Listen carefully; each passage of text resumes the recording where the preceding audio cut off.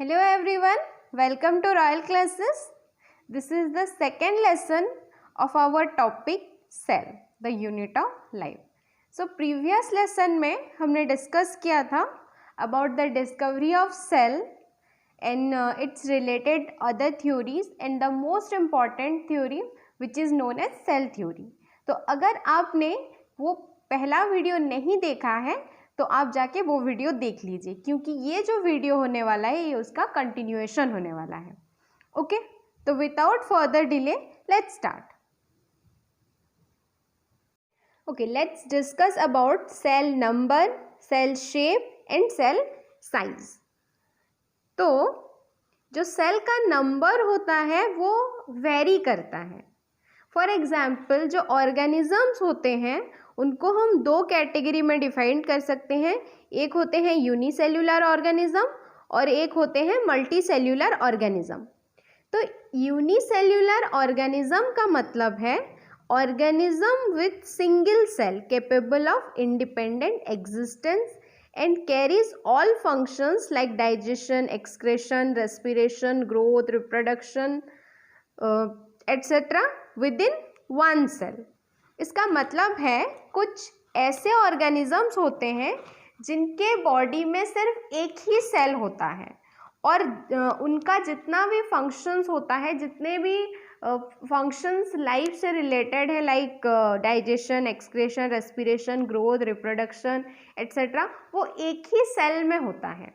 For example bacteria, then amoeba, euglena, ये सब हो गए हमारे यूनिसेल्यूलर ऑर्गेनिजम्स. तो इनके जितने भी फंक्शंस होते हैं वो सारे एक ही सेल में पॉसिबल होते हैं और वो एक सेल इंडिपेंडेंटली एग्जिस्ट कर सकता है, मतलब इंडिपेंडेंटली वो जिंदा रह सकता है और सारे जो फंक्शंस हैं वो परफॉर्म कर सकता है. तो इस टाइप के ऑर्गेनिजम्स को हम बोलेंगे यूनिसेल्यूलर ऑर्गेनिजम्स. अभी हम देखेंगे about the multi cellular organism. तो मल्टी सेल्यूलर ऑर्गेनिज्म हो गए organism with more than one cell. Cell in multi cellular organism vary in size, shape depending on their functions. For example हम अपना example लेते हैं. फॉर एग्जाम्पल हो गया human body. जो ह्यूमन बॉडी है वो एक मल्टी सेल्यूलर मतलब human beings are multi cellular organism except bacteria and इसको हम बाद में डिस्कस करेंगे जब हम पढ़ेंगे about the diversity and classification. तो कौन से ऑर्गेनिज्म यूनिसेल्यूलर होते हैं, कौन से ऑर्गेनिज्म मल्टी सेल्यूलर होते हैं, वो हम डिटेल्स में डिस्कस करेंगे. अभी आप बेस्ट एग्जाम्पल यूनिसेल्यूलर का याद रख लीजिए, बैक्टीरिया. और बाकी जितने भी हायर ऑर्गेनिजम्स होते हैं सारे होते हैं मल्टी सेल्यूलर ऑर्गेनिज्म. तो जो ह्यूमन बॉडी है, मतलब हमारा जो बॉडी है वो एक मल्टी सेल्यूलर बॉडी है. हमारे बॉडी में बहुत वेराइटीज ऑफ सेल रहते हैं, जैसे कि हमारे ब्लड का सेल, स्किन का सेल, मसल का सेल, सबका जो सेल है सबका फंक्शन अलग अलग है, इसलिए सबका जो शेप एंड साइज है वो भी अलग अलग रहता है. सिर्फ हमारे केस में नहीं, जितने भी मल्टी सेल्यूलर ऑर्गेनिजम्स हैं सबके बॉडी में डिफरेंट वेराइटीज़ ऑफ सेल रहते हैं और सारे सेल का जो फंक्शन होता है वो स्पेसिफिक रहता है. अभी हम देखेंगे about the different shapes of cell. देखिए, किसी भी सेल का जो शेप होता है वो उसके फंक्शन से रिलेटेड है. फॉर एग्जाम्पल जो हमारे ब्लड के सेल रहते हैं जैसे कि आरबीसी, डब्ल्यूबीसी, ये देखिए आरबीसी का जो शेप है वो बाइकॉन्केव शेप है, जस्ट लाइक दिस. ओके, जो रहेगा वो राउंड रहता है. देन जो हमारा मसल का सेल होता है वो स्पिंडल शेप रहता है इस टाइप का. जो हमारा नर्व सेल रहता है उसका शेप अलग होता है. बोन का जो सेल होता है उसका शेप अलग होता है. तो किसी भी सेल का जो शेप होता है वो उसके फंक्शन से मेनली रिलेटेड रहता है. और हमारे बॉडी में बहुत वेराइटीज़ ऑफ सेल रहते हैं और जो सबके शेप एंड साइज होते हैं वो भी बहुत वेरी करते हैं. यहाँ पे दिया हुआ है polyhedral cell in case of parenchyma, sclerenchyma, nerve cell, RBC, muscle cell. और ये जो डिफरेंट टाइप्स ऑफ सेल्स हैं, जब हम टिश्यू के बारे में डिस्कस करेंगे ये आपको पूरे डिटेल्स में समझ में आ जाएगा। अभी के लिए बस आप इतना याद रखिए कि जो सेल होते हैं सबके साइजेस बहुत वेरी करते हैं।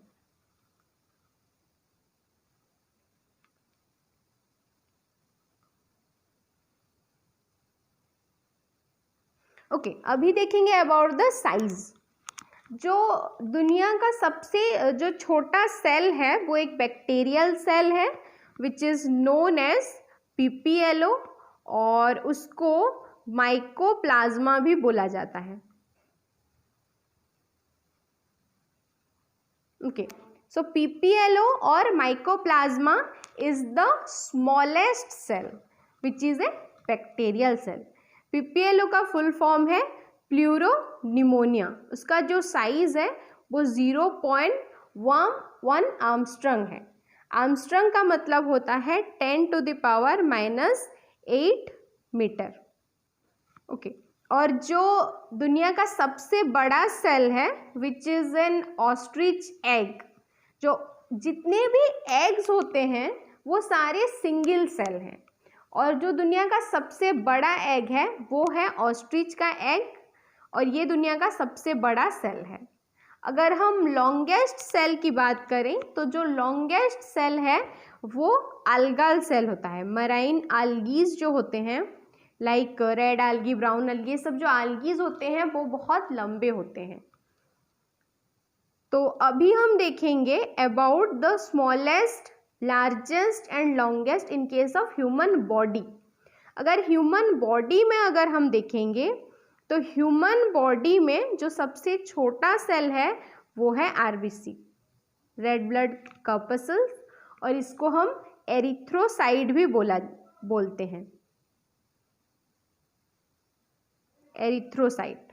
ओके, आरबीसी और erythrocyte is the smallest cell in human body. Human body का जो सबसे लार्जेस्ट सेल होता है दैट इज ओवम, और ये ह्यूमन फीमेल रिप्रोडक्टिव सेल है, मतलब ह्यूमन एग भी बोल सकते हैं हम। Ovum is the largest cell in human body. Then जो लॉन्गेस्ट सेल है वो है हमारा नर्व सेल।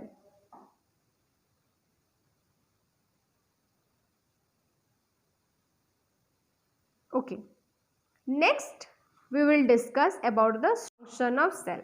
देखिए, सेल अपने आप में एक इंडिपेंडेंट यूनिट है, तो सेल में बहुत सारे स्ट्रक्चर्स होते हैं और सबके अलग अलग फंक्शंस होते हैं। फॉर एग्जाम्पल, जैसे हमारा बॉडी एक यूनिट की तरह काम करता है, सेल भी एक यूनिट की तरह ही काम करता है। और जैसे कि हमारे बॉडी में बहुत सारे ऑर्गन्स हैं, like eye, nose, internal organs like liver, stomach, lungs etcetera, सबके फंक्शंस अलग अलग होते हैं। उस तरह हमारे सेल में भी बहुत सारे ऑर्गेनेल्स होते हैं। सेल के जो पार्ट्स होते हैं सबको ऑर्गेनेल्स बोला जाता है। और यहाँ पे एक प्रिंसिपल फॉलो होता है which is known as division of labour.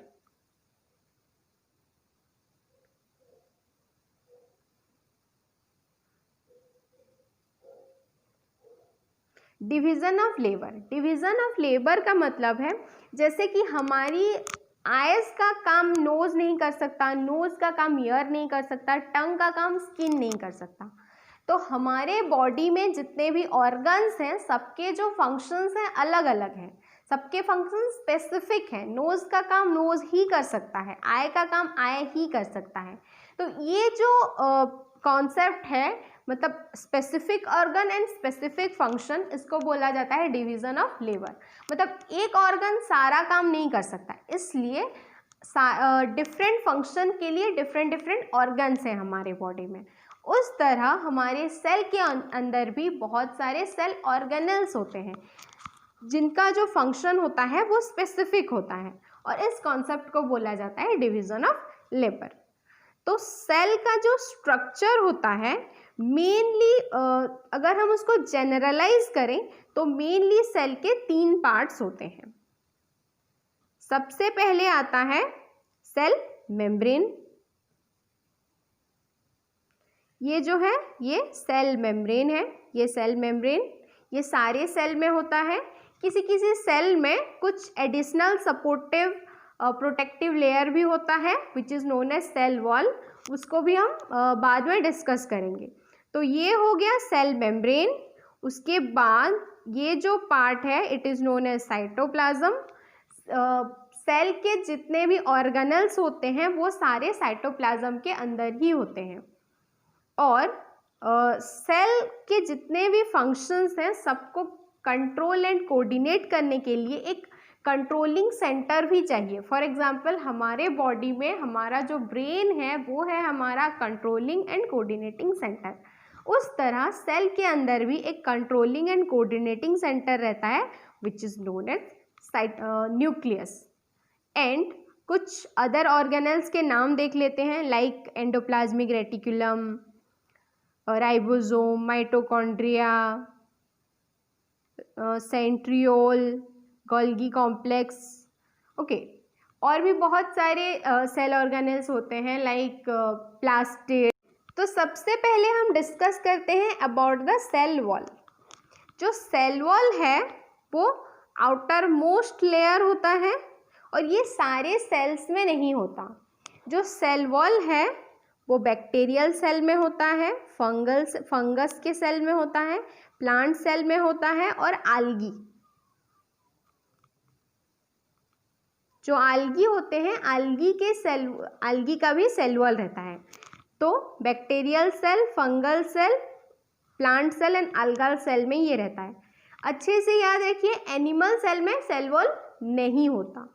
ये जो सेल वॉल है ये एक नॉन लिविंग पार्ट है, ये नॉन लिविंग है, रिजिड है, स्ट्रॉन्ग आउटर मोस्ट लेयर है, और इसका जो मेन फंक्शन है वो होता है प्रोटेक्शन, क्योंकि ये रिजिड एंड स्ट्रॉन्ग लेयर होता है and it is the outer most layer.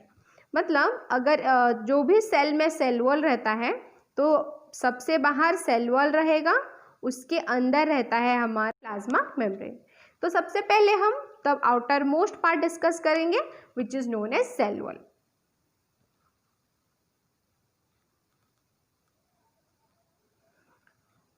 Okay,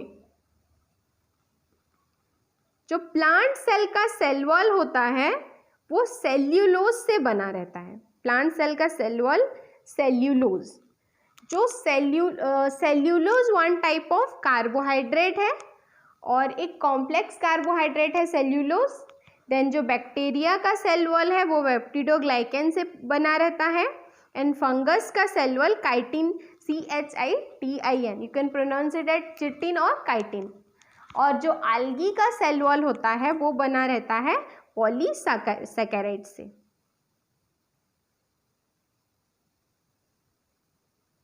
polysaccharide भी एक कार्बोहाइड्रेट है। सेल वॉल का जो फॉर्मेशन का प्रोसेस होता है उसको हम दो कैटेगरी में डिवाइड कर सकते हैं।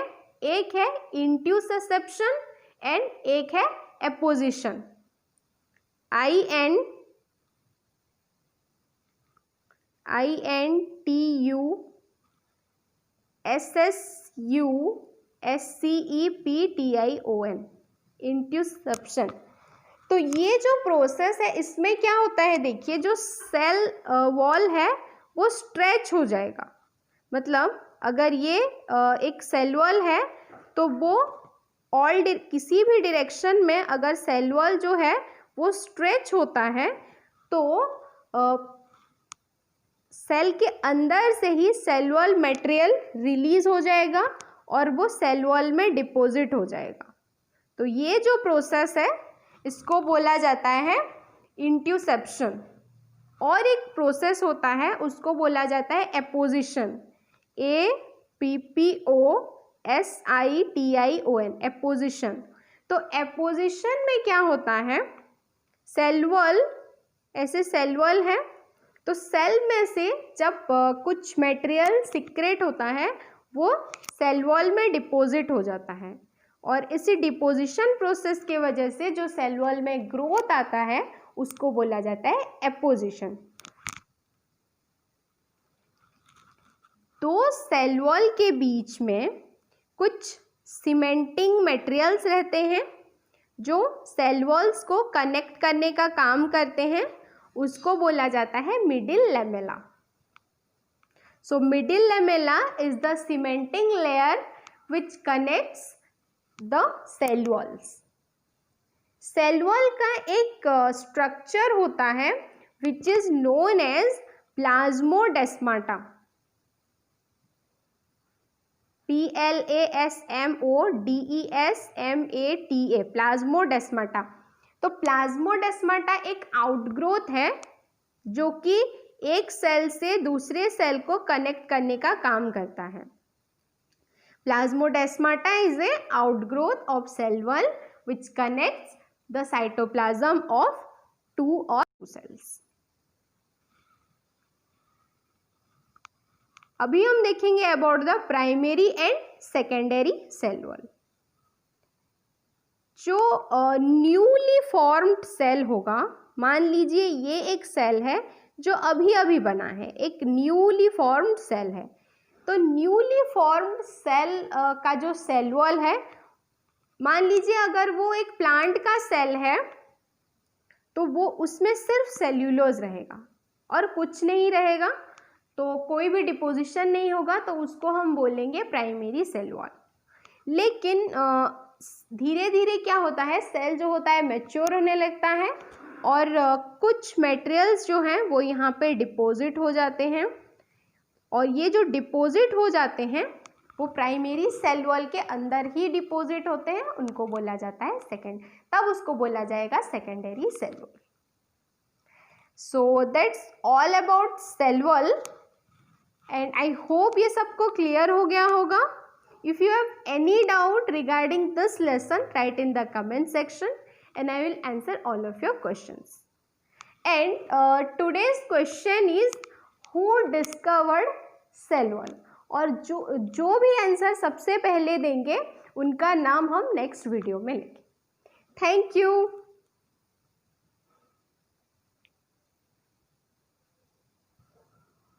In this emergency situation of lockdown अपनी स्टडी कंटिन्यू करने के लिए stay connected with royal classes.